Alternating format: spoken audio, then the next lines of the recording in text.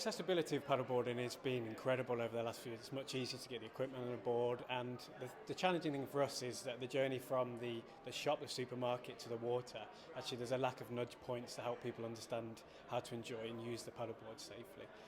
The other issue is about kind of familiarity and how that breeds content. So you might go out in the water one day, it's perfectly calm, clear, so the next day you think, oh, I don't necessarily need to worry about some of the safety precautions, but actually the challenge with water is it's ever changing, and one day it can be perfectly clear, the next day it can be relatively choppy, and that leads to potentially people getting into accidents because they're not necessarily taking safety seriously.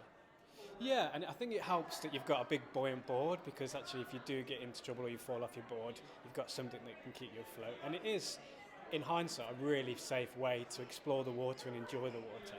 But there are always, with water challenges, there's always safety precautions. So I think today's been about highlighting how potentially we could all work together as an industry, water safety organisations, training providers, to ensure we get those critical points over to the public, that checklist of what do I need to think about before I go paddling, so that everybody's making the correct decisions.